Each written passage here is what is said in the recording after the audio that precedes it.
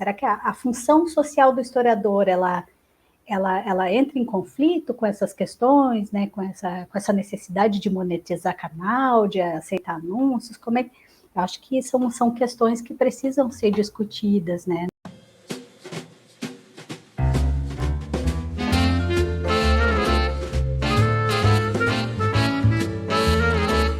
Olá, boa tarde a todas, todos e todes que acompanham mais um programa desse projeto A História em 60 Minutos, um projeto de entrevistas com profissionais de história que atuam em diversos espaços, né, e de diversas maneiras, envolvendo sempre o conhecimento histórico. E queria reforçar, então, para quem ainda está vendo, de repente, pela primeira vez o projeto, ele é divulgado sempre pelo Instagram, né, pelo Instagram oficial do projeto, que é o @60_história, por extenso, e também os vídeos, né, são divulgados por esse canal e podem ser acessados no YouTube, no canal do Departamento de História do SERES, que é a unidade da Universidade Federal do Rio Grande do Norte que promove esse projeto, em parceria com o Programa de Pós-Graduação em História do SERES também. Portanto, as entrevistas entram simultaneamente no canal do Departamento e no canal do Programa de Pós-Graduação, nas sextas-feiras, sempre às sextas-feiras, às 17 horas. E para quem prefere ouvir, né, tem a versão em podcast também da entrevista, que fica disponível no nosso canal, na nossa conta, no Spotify, também nas sextas-feiras, no mesmo horário. Hoje eu tenho uma alegria muito grande de estar aqui, né, de frente com a Marisângela Martins, que é técnica em assuntos educacionais e atua no Núcleo de Pesquisa em História da Universidade Federal do Rio Grande do Sul, né, minha contemporânea também de graduação, né, estudamos juntos, e hoje Marisângela atua na universidade, né, nessa função, sobre a qual nós vamos falar um pouquinho hoje também. Tudo bem, Marisângela? Muito bem-vinda.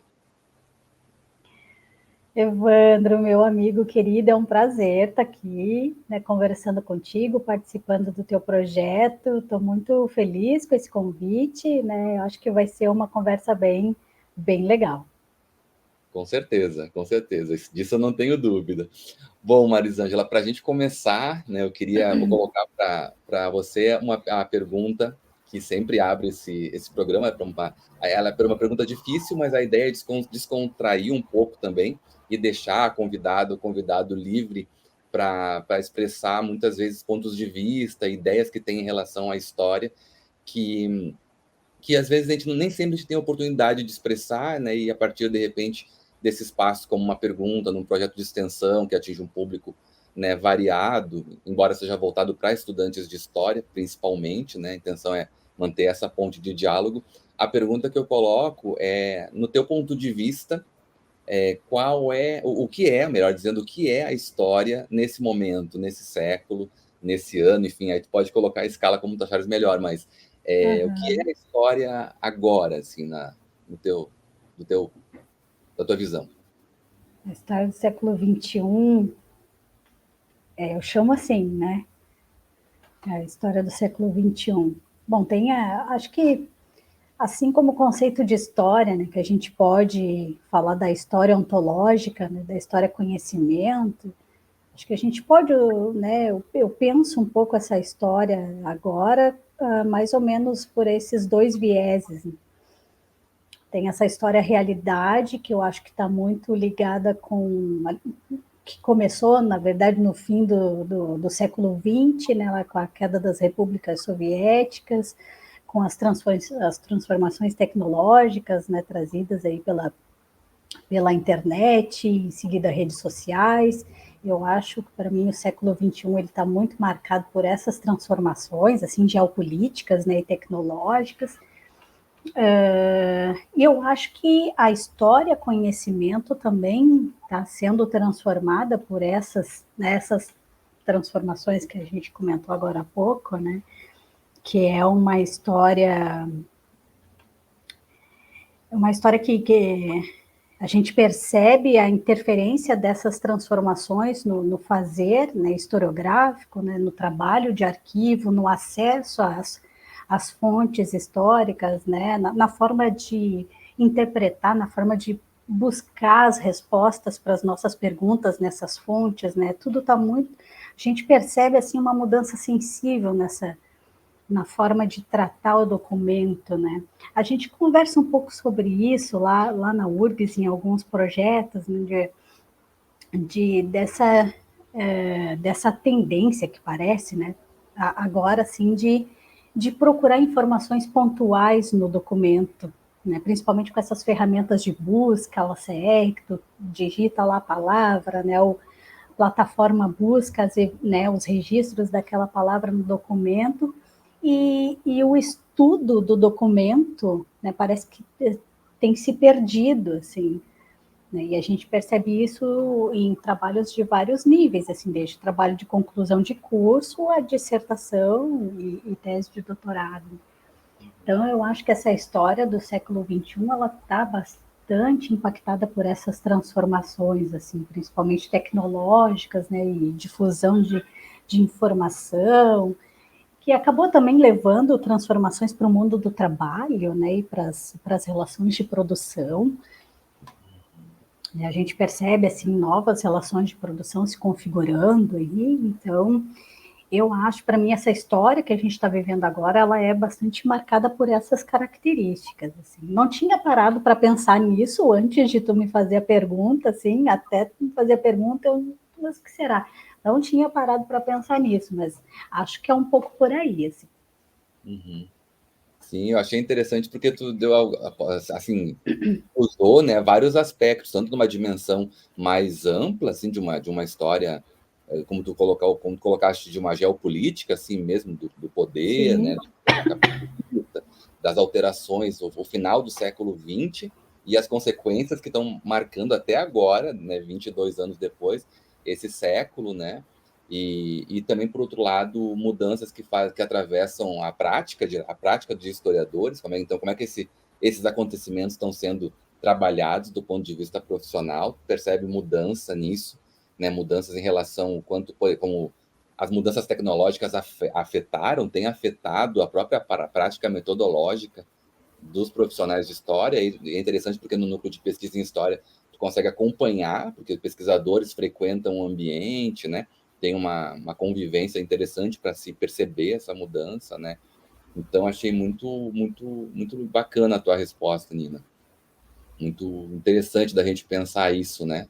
E, e as relações de trabalho. Esse é um outro ponto que sempre volta nas entrevistas também. Vários colegas têm trazido, assim, como as relações de produção e as relações no mundo do trabalho também têm sido alteradas, né? E isso, obviamente, afeta a área de história, não está fora dessa realidade de transformações, assim.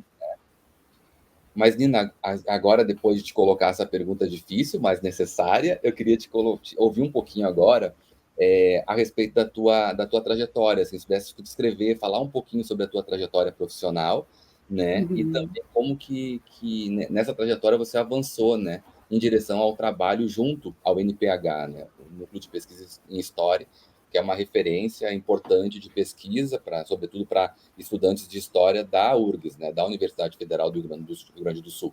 Então, queria te ouvir um pouquinho a respeito disso, do teu processo. Tá. Bom, eu sei que muitos dos que vão assistir essa nossa conversa são estudantes de graduação em História, né, e preocupados aí com o futuro profissional.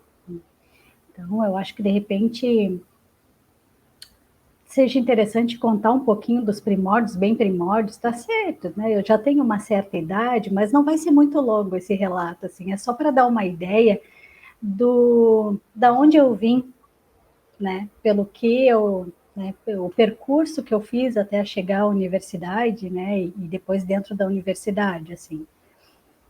Que tu falou da minha vida profissional, né, Evandro? A minha vida profissional começou há bastante tempo atrás, né? Não começou na academia. Minha vida profissional começou quando eu era adolescente. Né? Trabalhei no comércio desde a adolescência e depois eu fiquei um período um pouco mais longo, eu pipocava, né, de empregos em empregos, assim, o trabalho no comércio, ele, enfim, desde sempre acredito, é mal remunerado, né? As condições de trabalho não são não são boas, então era bastante difícil permanecer numa mesma empresa por muito tempo. Mas teve uma dessas empresas que eu trabalhei por mais tempo, que eu fiquei 5 anos, e eu sempre digo que foi lá que eu desenvolvi a minha consciência de classe. Foi lá nas lojas Renner que eu trabalhei durante 5 anos, e lá eu conversava com os colegas, né? Alguns colegas estavam fazendo graduação e tal, e como eu vinha de um ambiente, assim, de uma parcela da população sem muitas perspectivas de vida, assim, né? Eu venho de uma parcela da população em que o melhor dos mundos era terminar o ensino médio e conseguir um emprego, né? Então, conversando com essas pessoas, com esses colegas, assim, fui abrindo um pouco os meus horizontes, né? E aí decidi fazer o vestibular e ingressei na universidade em 2001, na graduação em História no ano de 2001. E aí saí, né, das lojas Renner, naquele mesmo ano eu saí, porque daí eu queria me dedicar à graduação mesmo, né? Queria me dedicar à faculdade. E aí concluí a graduação em 2004. Na graduação, participei de projetos de pesquisa em história antiga, depois história do Brasil, né? Trabalhei com militantes comunistas, pesquisei militantes comunistas na graduação. No mestrado também, que foi de 2005 a 2007, segui pesquisando, né, os militantes comunistas na década de 40. Depois eu dei um ano de aula, né, lecionei durante um ano numa cidade perto aqui de Porto Alegre, que é Sapucaia do Sul. Eu dei aula lá para o ensino médio, e foi lá que eu descobri que eu não sirvo para sala de aula, né? Não, realmente não nasci para isso, né? Não deu certo. E aí, em 2008, eu entrei no doutorado, né, que eu defendi em 2012, também com militantes comunistas, com escritores aí, né? No doutorado, eu pesquisei mais as articulações entre o mundo da militância comunista e o mundo da produção e da consagração literária. E aí, quando eu defendi a tese, em 2012, eu já era servidora da URGS. Eu fiz o concurso da URGS em 2010, e a minha preocupação era ter alguma perspectiva de emprego depois que eu defendesse a tese, assim. Mas no fim eu fui bem no concurso, né? Fiquei entre os primeiros ali e já fui nomeada em seguida. E no começo eu trabalhei na pró-reitoria de graduação da URGS, e depois, sim, depois de uns 2 anos, eu fui para o Instituto de Filosofia e Ciências Humanas. E no núcleo de pesquisa em História, eu estou mais especificamente trabalhando lá desde 2017. Mas já conhecia o núcleo desde a graduação. Né? Lá, quando eu pesquisava os militantes comunistas, lá no início dos anos 2000, eu pesquisava no núcleo de pesquisa em História, que está fazendo 40 anos esse ano. Ah, que bacana. Que bom de estar tendo essa oportunidade de falar sobre ele também. Então, agora, nessa comemoração, 40 anos, eu também passei durante a graduação e no mestrado, acho também, pelo núcleo algumas vezes para ler microfilme, enfim, foi um lugar importante para quem passa pela graduação na URGS, né, em História. E muito, muito bom, Nina. Muito. Já estou te chamando aqui pelo nome informal, desculpa, mas enfim, Capaz. amizade de alguns aninhos, né, Nina? Mas é muito bom ouvir o teu relato, né? Além de descrever uma trajetória profissional, que de fato é uma curiosidade de quem tem assistido, né, dos alunos e alunas e colegas que têm assistido, uma curiosidade em relação a essas experiências, né, para além da sala de aula, né, a tua sinalização assim de ter tido a experiência da sala de aula, ter reconhecido que não era, né, o caminho assim mais interessante de vida profissional para ti, né, e ter encontrado esse caminho, né, como técnica em assuntos educacionais e ter encontrado esse espaço que é o núcleo. Então, muito importante, sem contar ainda, que é muito importante, nisso eu compartilho também contigo, de uma experiência de vida, né, de uma origem de classe social, nos termos mesmo, que não era algo assim colocado como o ponto de partida não é a experiência profissional ou a vida universitária? Isso foi algo que veio depois, mas justamente outra lógica de vida, né, em termos materiais mesmo, outras perspectivas quando a gente está fazendo a formação básica, assim, quando acaba o ensino médio, qual é o horizonte que está colocado, né? Então, eu acho que isso também atravessa a experiência, não só atravessou a minha e a tua, mas como atravessa a experiência de vários estudantes de história. E isso precisa ser colocado, porque isso também compõe uma experiência profissional e as dificuldades, principalmente, né, de uma experiência profissional, né? Então, achei muito importante, gostei muito da tua resposta.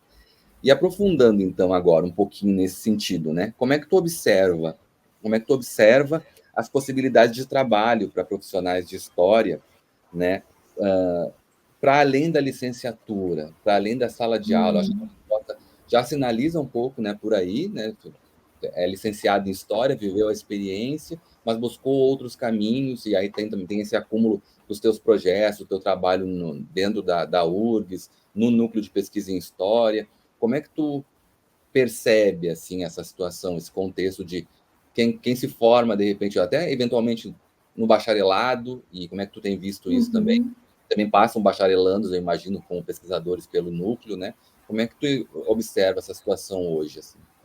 Uhum. Ai, Evandro, eu acho que a própria experiência de ter feito esse concurso para a URGS, para técnica em assuntos educacionais, acho que ele pode ser um gancho aí para a gente conversar sobre isso, porque o concurso que eu fiz não foi para historiador, para o cargo de historiador, né? Foi para técnico em assuntos educacionais. E a exigência para fazer o concurso para esse cargo era ter alguma licenciatura, né? Então, nas universidades federais, a gente encontra técnico em assuntos educacionais, geógrafos, historiógrafos, né, o pessoal da letras, né, da biologia, da pedagogia. Então, são de áreas muito diferentes os técnicos em assuntos educacionais.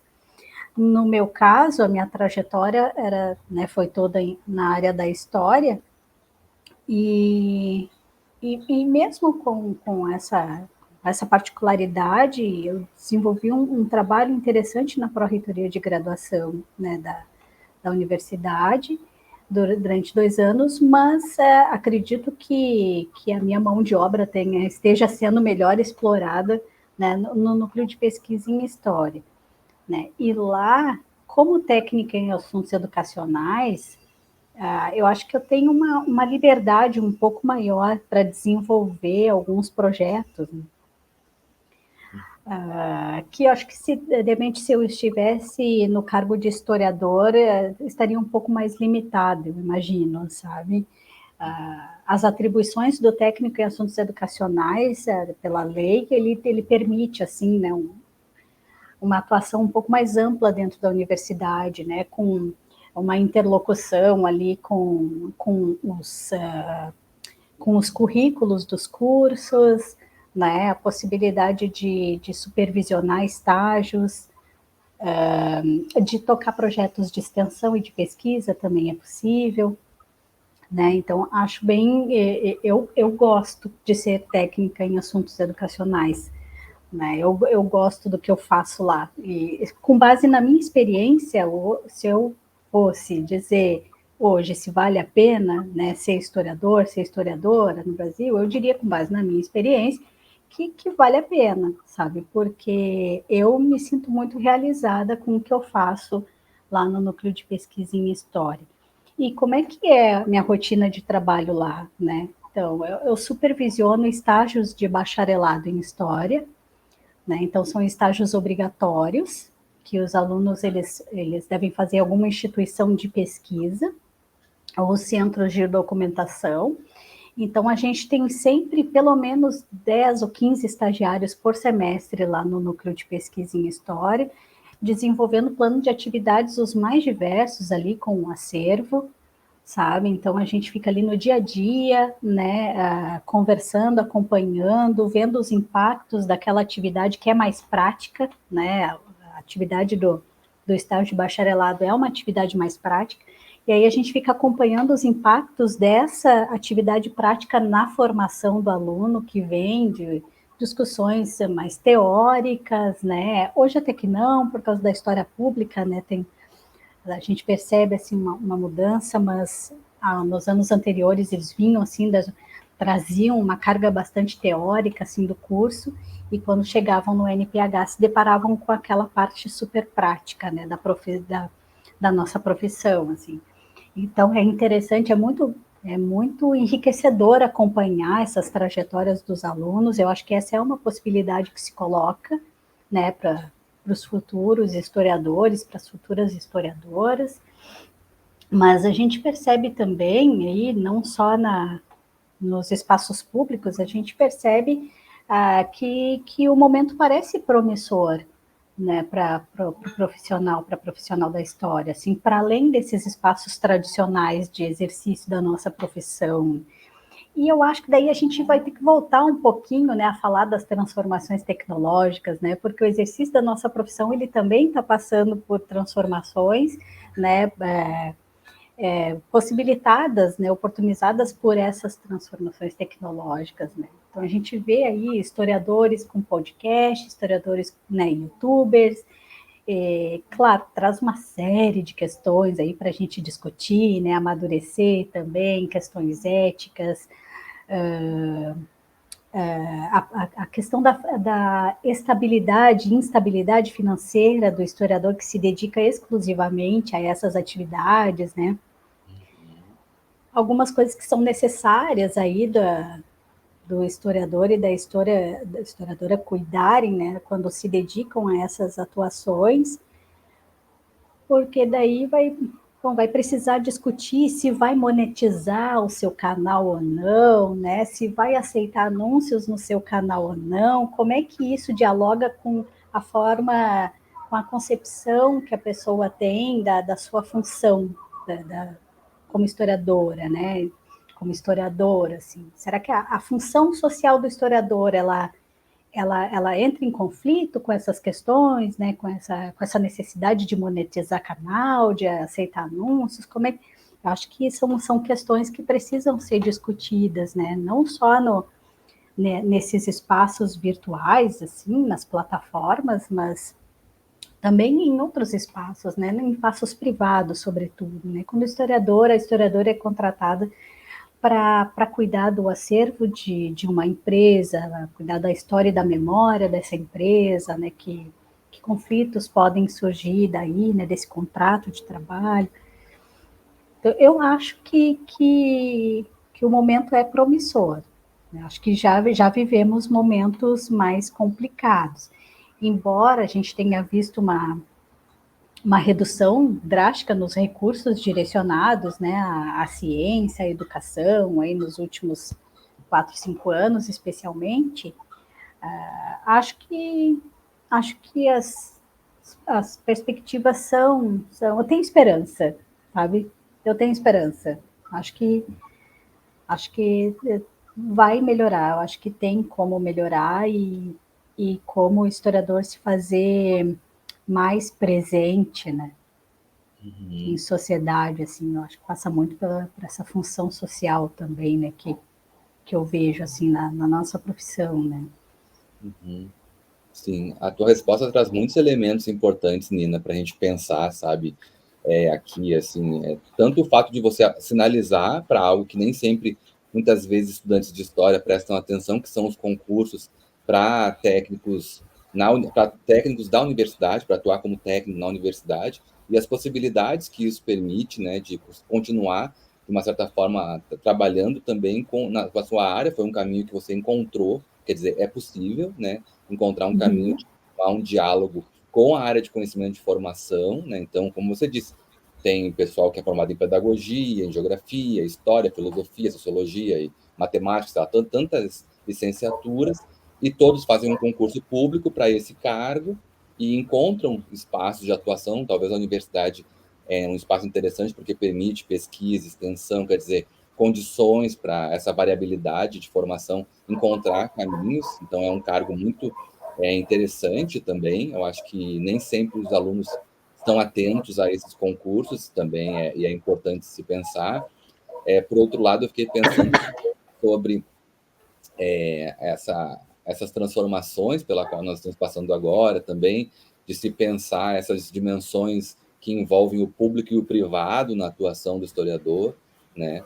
Aquela questão, essa é uma outra questão importante também, né? Porque se você, no seu caso, tendo ele como exemplo, né, se formou na universidade pública, fez um concurso público, hoje é uma servidora pública, mas a gente presta atenção que há toda uma movimentação em torno, para além disso, né, que tem afetado também o campo da história, que é o fato de que há profissionais de história envolvidos com projetos ou projetos que são, assim, digamos, independentes, né, de podcast, monetização de podcast, YouTube, ou então, de fato, o profissional de história, né, que tem uma certa visão pública, uma certa imagem pública, mas que também pode ser contratado pela iniciativa privada, pode envolver, então, tanto a publicidade quanto interesses privados mesmo de uma determinada empresa. E aí a questão-chave que fica colocada é a dimensão ética, né, dos limites do que é permitido e do que não é permitido, e levando em consideração também que as pessoas precisam viver, pagar contas. Então, qualquer pessoa que se forma tem a expectativa de conseguir trabalhar e ter um salário, algum tipo de renda, para ter a sua sobrevivência, a sua família, assim por diante, né? Então, são questões sensíveis que a gente tem que falar cada vez mais, são questões práticas, assim, que afetam a disciplina, e isso é bom, aí, da experiência direta, isso vai e afeta o universo das formações em história, assim por diante, né? Achei muito rica a tua resposta, também por conta de tudo isso, para esses pontos todos para os quais tu apontou, né? E também, só algo que ficou como curiosidade também, eu queria só complementar a pergunta, no NPH, né, eu achei bacana a interação com o curso de bacharelado, né, os cursos de bacharelado têm sempre questões envolvidas por conta principalmente do mercado de trabalho para esses profissionais, então esse processo de formação, né, é muito importante, sempre muito aquela ideia, quando se pensa um curso de bacharelado em História, o que vai atravessar de específico nessa formação que não coincide com alguém que vai passar pela licenciatura e quer ser professor ou professor, né? Então, a gente debate por aqui também. Eu queria te perguntar, então, um pouquinho sobre isso, sobre essa vinculação, mas também sobre o acervo, de modo geral, o que o Núcleo de Pesquisa em História tem em termos de acervo e se tem havido transformações por conta desse mundo digital, se o núcleo também tem operado por aí, quais são os debates que esses alunos e alunas da história do bacharelado têm levado, têm acontecido dentro do núcleo? Uhum. Ah, bem legal, dá para falar muita coisa interessante assim, Evandro, porque o NPH ele é um campo de estágio tradicional do estágio de bacharelado em História lá na URGS, né? O NPH é considerado um laboratório, assim, um laboratório da graduação e da pós-graduação. Então, ele é campo de estágio já há muitos anos. E esse ano a gente começou a receber também, como campo de estágio, estagiários numa outra modalidade, que é educação patrimonial, né, com base no acervo também. Então, assim, aí são objetivos diferentes, né? No caso dos estagiários de bacharelado, eles trabalham diretamente com acervo, atividades bem técnicas, sabe? Desde a higienização do documento, sabe? Coisa de varrer o documento, tirar clips, tirar, né, remover, né, tudo que pode conter no documento e que vá prejudicar, né, possa comprometer a preservação do documento. Então, a gente tem alguns manuais, e aí os alunos entram em contato com esses manuais, né, de higienização e organização da documentação. Os alunos aprendem a catalogar os documentos, né, organizar os documentos em caixas e dentro do acervo, sabe? Porque uma coisa um detalhe que parece bobo, mas que não é de que dentro de um acervo, o documento precisa ser facilmente encontrável. E se a documentação não está organizada, o serviço ele não fica eficiente, né? A gente não consegue responder ao público de uma forma eficiente. Então, quando o pesquisador, a pesquisadora chega lá procurando por uma documentação, quanto mais organizado estiver o acervo, mais fácil a gente encontra, né? Mais rapidamente a gente leva para esse pesquisador, para essa pesquisadora, e também a gente sabe depois guardar, né, para que aquele documento não se perca. Né? O NPH tem mais de 4 milhões de páginas em documentação. Né? Uma boa parte dessa documentação está já em versão digital, né? Documentos do Brasil Colônia. Uma outra parte dessa documentação está em suporte de microfilme, né? E aí, dentro desse suporte microfilme, a gente tem documentação da Alemanha medieval, né? Documentos que foram microfilmados lá do Arquivo Histórico da cidade de Colônia, que foram doados para o NPH pela historiadora Cibele Crossetti de Almeida. Então, tem documentos medievais, tem documentação periódica do século XIX, do século XX, né? Tem periódicos do movimento operário, de partidos, organizações de esquerda, isso em microfilme e também em papel. Tem uma boa parte do acervo que são periódicos, né, os originais, né? E aí tem revistas e jornais que circularam da década de 60 até os anos 2000. Tem um acervo bastante amplo. Assim, eu posso dizer que a maior parte da documentação do NPH é constituída de documentos do movimento operário, partidos, instituições de esquerda. Né? Ultimamente, nós recebemos algumas outras doações, recebemos documentação da ONG Cidade, que são documentos do orçamento participativo em Porto Alegre, né? Um acervo bastante grande. Agora a gente vai receber, né, tudo indica assim, que a gente vai concluir o processo de doação de um acervo bem significativo de um jornalista chamado João Batista Marçal. Ele faleceu em 2018 e a família, então, está, né, providenciando a doação desse acervo, que é um acervo muito rico, muito consultado na residência do Marçal, quando ele era, né, enquanto ele foi vivo, assim. Então, o acervo do NPH, as características são essas, assim, e mais recentemente a gente tem se dedicado, então, à digitalização do acervo e disponibilização no NPH digital. E uma das primeiras fontes que a gente colocou ali, disponibilizou ao público, é o jornal do Grupo Nuances. O Grupo Nuances de luta, né, pelos direitos LGBTQIA+, aqui na cidade, uma documentação maravilhosa, assim, para a reconstituição, né, para a construção do conhecimento desses grupos, né, no nosso estado. Então, a gente ficou bem feliz em receber essa documentação e disponibilizar para o público. E os estagiários trabalham nisso, né, nessa digitalização, na catalogação desses documentos, né, depois essa catalogação vai para o site. É o trabalho desses estagiários que é consultado pelo público no site do NPH. Quando você entra ali no site do NPH, que vai no acervo, ali tem um catálogo, né? Para você ver se o documento que você quer está ali, né? E esse catálogo foi construído por um aluno da graduação em História da URGS, né? Durante seu estágio. Então, é um trabalho bastante importante que eles fazem.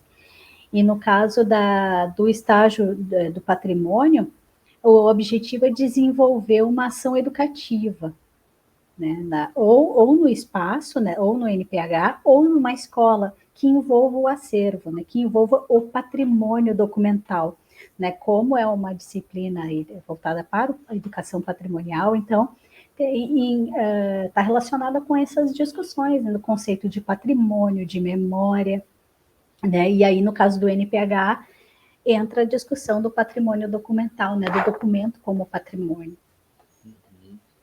Muito bom. Muito bom mesmo, Nina. Que bom, assim, que interessante ouvir esse relato, saber dessas experiências, de como funciona o cotidiano do trabalho, no que também envolve tanto a pesquisa quanto o ensino, porque se os bacharelandos passam pelo núcleo, tem essa dimensão, ao mesmo tempo estão aprendendo e estão pesquisando, o que é bacana, a interação, e isso resulta, de uma certa forma, numa ação extensionista. Tu disseste que as ações educativas saem, muitas vezes, do núcleo e vão para as escolas, enfim, podem ir para outros espaços, né? E como... Posso te dar um exemplo? Pode, claro. Esse semestre tem um trabalho que está sendo feito por 2 estagiários do patrimônio, e eles desenvolveram um jogo pedagógico com base no Nuances, no jornal do Nuances. E vão aplicar esse jogo pedagógico numa turma de 9º ano, numa escola, né, do município aqui em Porto Alegre. Então, sabe, né, essa criatividade, assim, a gente também aprende muito, né? A gente está ali para acompanhar esse processo deles, e a gente também aprende muito com toda essa criatividade, né, que a juventude traz, assim, com toda essa vontade deles de fazer coisas diferentes, né? É bem legal, é muito bom.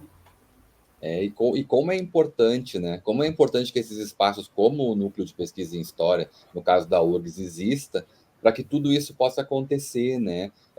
Aqui no nosso caso, por exemplo, do Departamento de História do SERES, em Caicó, tem o Labordoc, né? O Laboratório de Documentação Histórica, que é, digamos, um espaço equivalente ao que seria o núcleo também. Ele se define muito mais, desde o início, como um laboratório. Ele foi fundado nos anos 90 por um professor recentemente falecido, o professor Muraquitã Macedo, e tem esse caráter também de permitir esse espaço de pesquisa, né?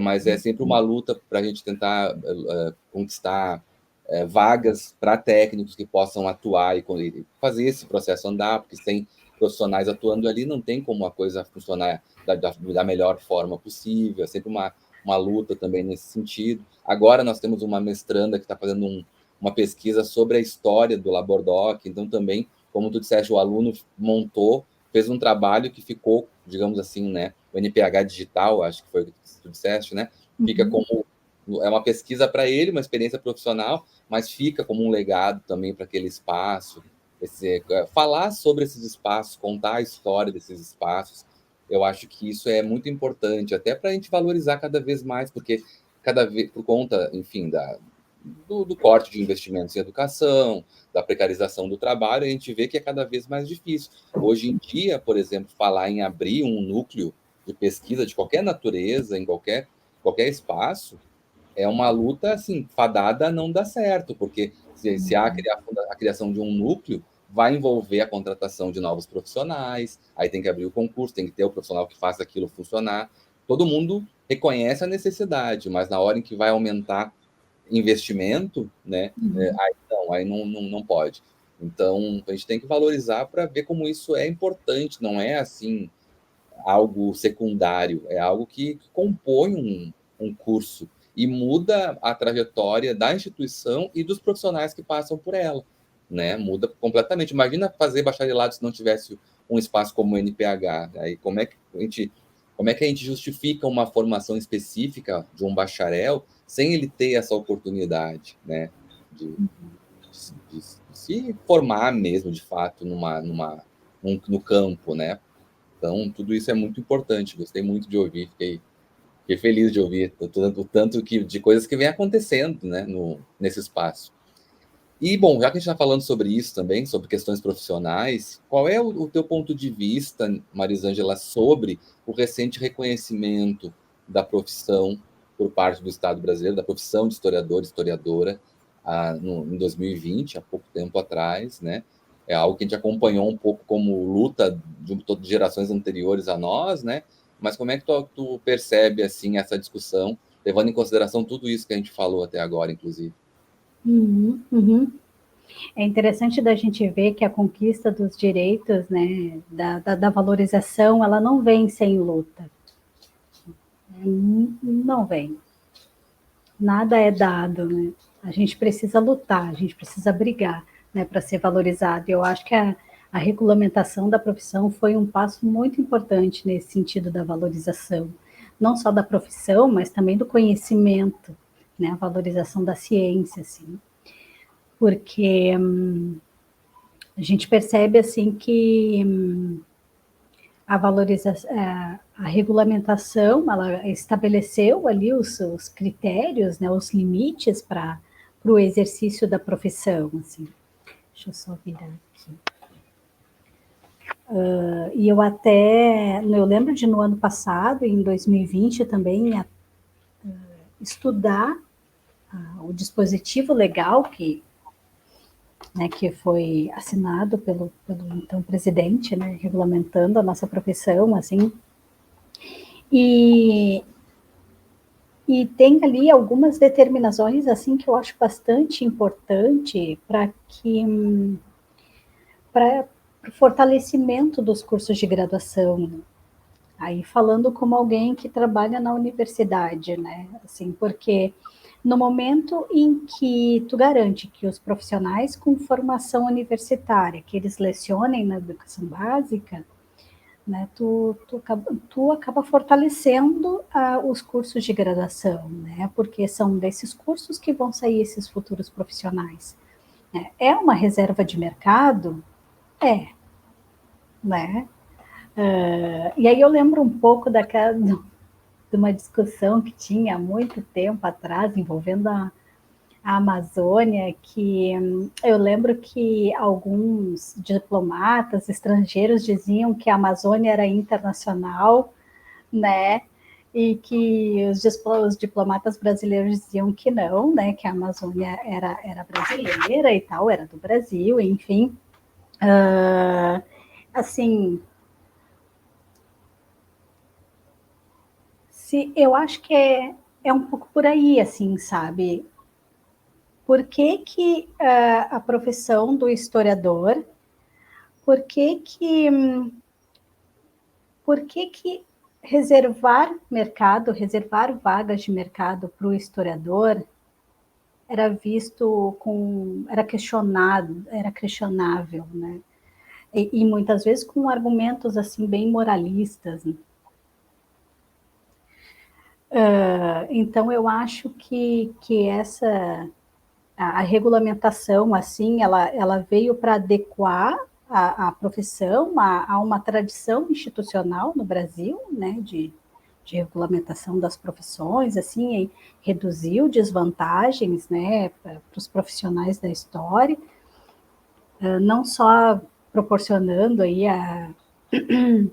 não só no caso dos concursos públicos, mas também na iniciativa privada, como a gente comentou agora há pouco, né? Então, eu acho que a regulamentação ela foi um passo muito, muito importante nesse sentido da valorização da nossa profissão e do conhecimento, né, que a gente produz, que a gente constrói, que a gente divulga, né, que a gente trabalha. No meu caso, eu não construo conhecimento, nem eu, nem o Francisco, meu colega, que trabalha no NPH também, mas o nosso trabalho, ele é permitir que os historiadores tenham a base empírica para suas pesquisas, para os seus estudos, né? Eu acho que o trabalho do historiador também vem daí, né? Também pega essa parte, né? Que é se preocupar com a preservação da base documental, se preocupar com a preservação dos registros humanos, né? Para que os registros humanos não se percam, porque o futuro da nossa profissão também depende disso. Então, eu vejo assim de forma muito positiva, né? Acho foi um passo muito, muito importante. Não decisivo, não final, assim, a luta continua, né? Mas a valorização foi um passo realmente muito importante. Sim, sim. E sobre a atuação num espaço como o NPH, por exemplo, embora não seja entendido, como tu disseste, né, não seja entendido como um espaço de construção de conhecimento, mas é um espaço de mediação que envolve a dimensão educativa, né, desses estudantes de bacharelado, principalmente, muito importante, né? Essas variantes da atuação profissional, é bacana da gente prestar atenção, né? Justamente para fugir daquela ideia, como aconteceu contigo, né? Descobriu que a licenciatura não era o teu espaço preferido, que queria, de fato, estar presente. Alguns estudantes do curso de História também sentem isso, mesmo querendo se formar na licenciatura e se formando na licenciatura, mas gostam de pensar, né? Gostam de assim, ter no horizonte, tá, mas e se eu encontrasse um outro espaço de atuação? Então, assim como as consultorias, que eventualmente podem ser prestadas, tudo, é importante a gente começar, eu acho que, inclusive, pegando essa onda da regulamentação e começar a pensar seriamente sobre isso, né? Porque, como tu disseste também, muitas vezes, se o historiador se preocupasse com o mundo do trabalho, era como se ele estivesse abrindo, ao pensar na reserva de vagas, né? Ele estava abrindo a mão da sua liberdade ou da sua posição de crítica, porque é assim que a gente sempre fez a crítica de outras áreas que atuam de outras formas. Quando, na verdade, uma coisa não está ligada à outra, a gente pode continuar sendo crítico, tanto autocrítico quanto crítico em relação às outras experiências de outras categorias profissionais, talvez muito mais privilegiadas do que nós, mas e continuar fazendo a crítica, mas também se preocupando com os espaços de trabalho, porque isso envolve justamente o mundo do trabalho, né? As relações de trabalho, e que compõem uma experiência, como tu disseste, uma experiência de luta constante, que se a gente não fizer, quem vai fazer por nós? Se nós não lutarmos por isso, quem faria essa luta? Ninguém, né? Ainda mais no mundo de hoje, né? No mundo individualista de hoje, se nós não nos preocuparmos com isso, quem vai se preocupar, né? Então, achei muito importante também a tua sinalização sobre essa pergunta, que também é uma pergunta que nós estamos tentando fazer no projeto para todos e todas que passam por aqui, né? Para ter uma visão geral, assim, né? Sobre como tem sido percebido pela comunidade nossa de historiadores e historiadoras essa questão, né? Bom, Nina, a próxima questão, aproveitando aqui o tempo que nós temos ainda, queria te colocar mais uma questão do teu ponto de vista, né? Já falamos um pouquinho, então, sobre essa diversidade, agora focando um pouquinho numa perspectiva mais geral, assim, né? Da experiência da sociedade com a história.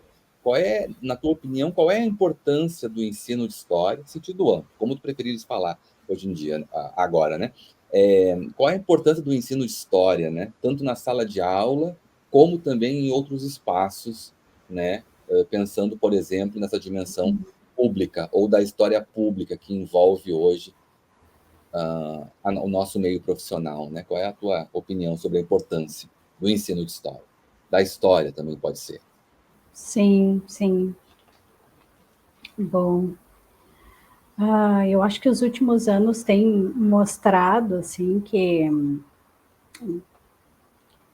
é cada vez mais necessária a presença do historiador e da historiadora, né, em espaços além dos muros da universidade. Eu acho que isso já vinha latente, né, mas por alguma razão não se queria olhar para isso, né, não se queria dar a devida atenção que isso estava pedindo, e os últimos anos agora nos mostraram que teve consequências o historiador não olhar para essa necessidade, né? Teve consequências, a área da história está sofrendo muitos ataques nos últimos anos, né? O conhecimento, né? A ciência está sendo muito atacada nos últimos anos. E a gente devia ter olhado para isso, né? Quando essas necessidades começaram a se mostrar, por alguma razão a gente não olhou, e agora isso está aí, né? Nem está caindo de maduro, né? Já passou desse nível, assim. Então, eu acho que esse contexto assim mostra que o historiador tem que estar presente, o historiador precisa escutar, né? Escutar a sociedade, né? Eu acho que a escuta, ela precisa acontecer, assim, né? E o historiador precisa escutar, e ele precisa também estudar através dessa escuta, imagino, assim, de que formas a profissão pode ajudar a sociedade a desenvolver ferramentas para se posicionar diante do presente, né? Para compreender os processos históricos, para compreender esse presente, né? As forças que estão em disputas nesse presente, e conseguir se posicionar, né? E agora, bom, o contexto que a gente está vivendo assim é algo que a gente nunca, né, a gente imaginou que fosse viver algo, né, nesse nível, assim, né, tão baixo em alguns momentos, né. E eu acho que é importante a gente observar, estudar esse momento que a gente está vivendo e pensar como superar isso, né, como superar esse momento. E aí, então, eu acho que o exercício aí da profissão, né, para além do espaço da academia, para além da sala de aula, ele acho que ele tem esse compromisso, ele precisa ter esse compromisso, né? Nós somos historiadores formados pela sociedade para a sociedade. Eu tenho isso muito firme assim comigo, sabe? Eu vejo o meu papel como historiadora dessa forma. Então eu acho que talvez eu esteja, né, assim, passando a régua, né, pela usando a minha experiência assim como régua, né, achando que deve ser assim para todo mundo, mas acho que eu venho de uma tradição de formação também na URGS que, que, que pautava muito isso, né? Essa necessidade do historiador, da função social do historiador. Eu vou precisar ligar o computador na tomada, só um pouquinho. Sem problema.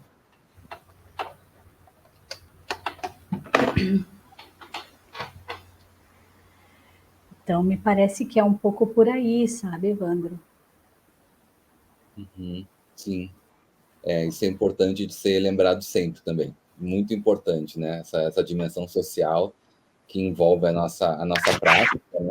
E, bom, a gente, então, se nós temos essa responsabilidade, a preocupação com o ensino, com os efeitos dele, como ele circula, deve nos preocupar. E como tu disseste, durante um bom tempo, isso ficou em segundo plano, e agora a gente precisou correr atrás do prejuízo. Acho que foi um pouco por aí a tua fala, né? Que é o que a gente constata. Sim, sim. Acho que agora também com a curricularização da extensão, né, nas universidades, eu acho que vai gerar assim um leque de possibilidades bastante amplo, né, para que o historiador escute, né, a sociedade, para que aceite fazer essa troca, né, com a sociedade. E aí envolve também uma mudança aí do perfil também do professor universitário, né, que a gente sabe que existe uma tradição assim, né, que está sofrendo uma transformação, assim, mas a gente percebe ainda, né, alguns,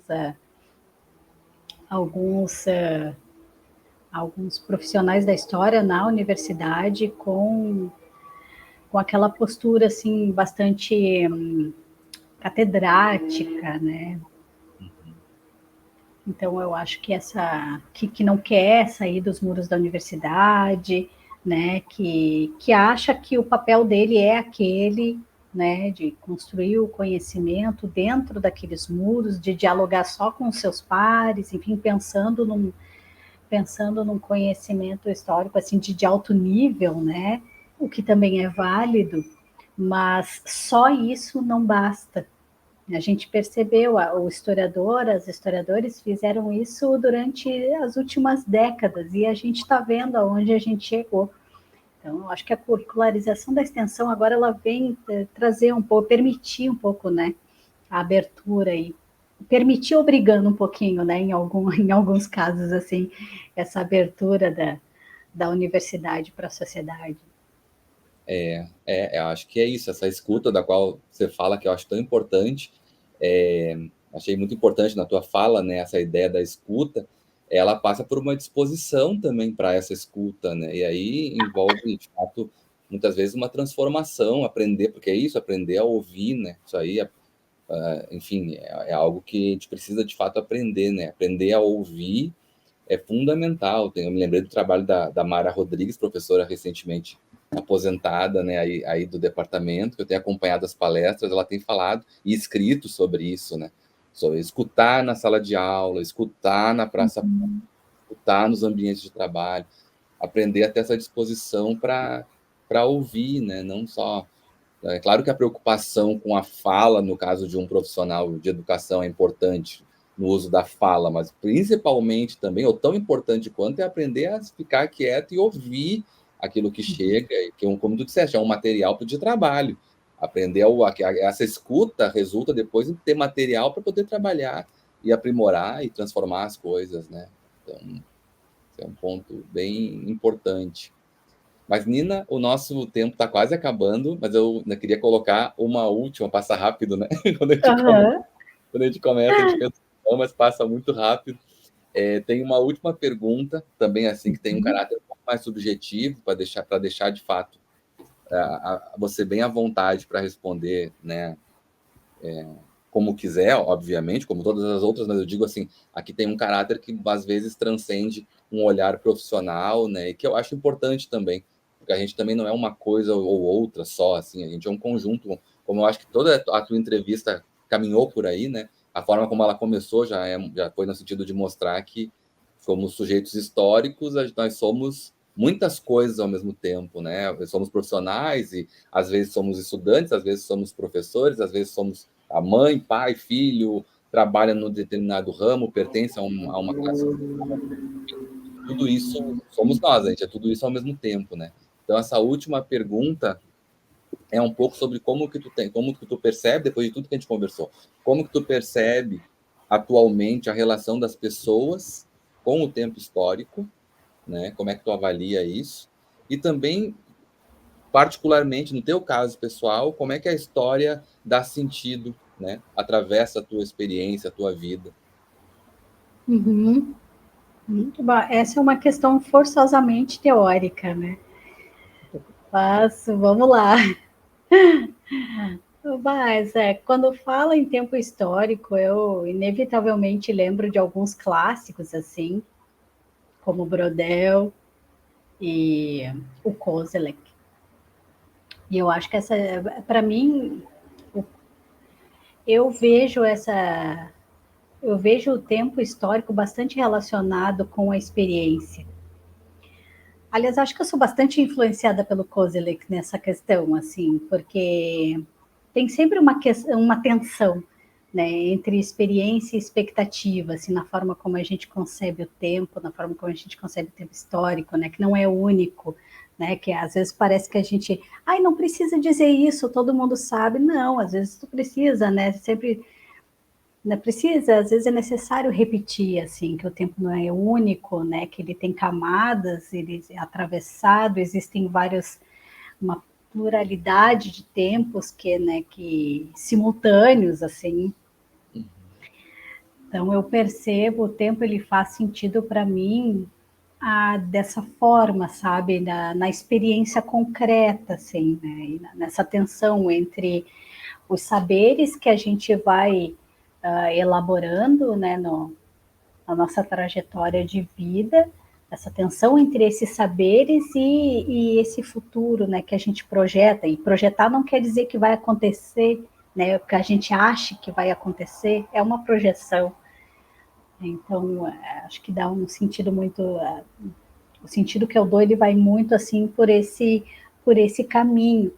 E a gente comenta às vezes lá no NPH, principalmente quando a gente está falando lá, apresentando os documentos em suportes mais que as pessoas não conhecem, como o microfilme, as fitas VHS, né, fita cassete, né, que precisa lá do videocassete 6 cabeças, né, para coloca a fita lá e tu consegue ter acesso ao conteúdo daquele documento. Então a gente comenta assim o quanto essa experiência do tempo ela mudou nas últimas décadas, né? E eu lembro sempre, Wanda, aí agora me dá licença que eu vou fazer uma viagem lá para os anos 80. Eu lembro, assim, quando eu era pré-adolescente, de escutar o rádio e às vezes queria muito escutar uma determinada música e eu precisava esperar essa música dar no rádio, né? Eu não sabia quando ela ia dar. Em algum momento ela ia dar, então eu deixava o rádio ligado. Quando a música dava, eu aumentava o volume, curtia a música, né, enlouquecidamente. Acabava a música, acabou. Agora, quando é que eu vou escutar de novo? Não sei, né? Vou manter o rádio ligado e vou seguir escutando, né? Então a gente desenvolveu ali essa experiência, essa paciência, né? Uma paciência de saber esperar o momento que vai dar a música, né? Para curtir aquele momento. E eu lembro que o máximo que fazia era ir em algum lugar que tivesse um orelhão, porque eu não tinha telefone na minha casa, ia no orelhão, ligava para a rádio, né, e pedia para tocar aquela música nas mais pedidas, né? E se ela fosse muito pedida, ela ia tocar lá nas mais pedidas. Eu ia escutar lá do meio-dia a 1 da tarde. E hoje a gente escuta a música a hora que quer, quantas vezes a gente quer, em milhões de formatos. Uma mesma música, às vezes tu encontra com muitos arranjos diferentes na internet, né, cantadas por muitos artistas diferentes, e tu pode passar um dia inteiro escutando só aquela música, se tu quiser. Tu não precisa esperar, né? Tu não precisa esperar. Então, sempre quando fala de tempo e experiência, me vem esse, sabe, me vem assim esses acontecimentos assim da trajetória da vida da gente, né, que faz parte da nossa constituição como sujeitos também, né? Essa experiência com o tempo faz parte da minha constituição, né, como sujeito, assim. Então, isso tudo está muito relacionado. Não sei se eu viajei muito aqui na. Não, gostei muito, mas é isso mesmo. O tempo histórico é entendido como experiência. Eu entendo assim também.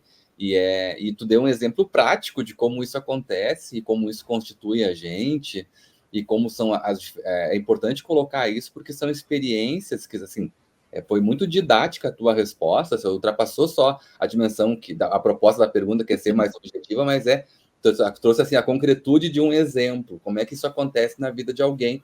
Né? E essas experiências variam, porque a série, as referências que aparecem na tua fala, assim, o rádio, o orelhão, o telefone público, a relação entre esses meios de comunicação e como o videocassete, uma série de tecnologias que hoje não para quem é um pouquinho mais novo, que nem é assim muito mais novo, um pouquinho mais novo que a gente, já não experimentou, quer dizer, parece tão perto e tão longe esse passado, né? Porque a transformação foi muito rápida, tem sido, né? E, e bom, e tudo isso sem sem uma dimensão histórica, fica difícil, né? Sem uma dimensão histórica para trabalhar tudo isso, o que somos nós sem a história, né? Foi o que a tua resposta me fez pensar. Gostei muito. Foi muito bom, Nina. Muito obrigado. Que Foi excelente. bom. Eu que te agradeço, uma delícia essa conversa. Foi muito, muito bom. Adorei. Que bom que nós podemos fazer. Aliás, queria também deixar registrado aqui que foi um dos projetos encaminhados pela Marisângela Martins lá no NPH, com uma das inspirações para esse projeto, né? Porque durante a pandemia, o NPH, né, e a Marisângela tocaram projetos que envolviam, né, esse tipo de produção, né, que eram geralmente, salvo engano, né, eram atividades pensadas junto à data do Dia do Historiador, que recentemente comemoramos agora, dia 19 de agosto, todos os anos, né, se lembra essa data. Então, a ideia de fazer também material audiovisual, né, gravações com colegas, né, que atuam de diferentes formas, falando sobre como atuam. Então, quero também agradecer de público aqui a Marisângela, porque foi também um projeto dela que inspirou a ideia desse projeto. Muito obrigado também por isso, tá bom? Capaz, eu fico feliz assim pelos desdobramentos, né? Por ampliar o debate. Eu acho que isso é muito, isso é uma forma também da gente perceber, né? Da gente valorizar o que a gente faz, né? Da gente reconhecer assim o que a gente faz. Eu acho que é um pouco por aí também quando a gente amplia o debate, né? A gente contribui para ampliar o debate de alguma forma. Eu acho Isso, ótimo. é verdade. Tá bom, então. Então, muito obrigado mais uma vez. Muito obrigado também para quem assistiu, vai assistir, porque o vídeo fica disponível, então, nos canais que eu falei no início, né, no YouTube, no canal do Departamento de História dos Séries e do PPG em História dos Séries, além da versão em podcast no Spotify, lá na página do História, a História em 60 Minutos, tá bom? Muito obrigado para quem assistiu, quem vai assistir, e espero encontrar vocês na entrevista da semana que vem. Até lá. Valeu. Tchau, tchau. Tchau, tchau.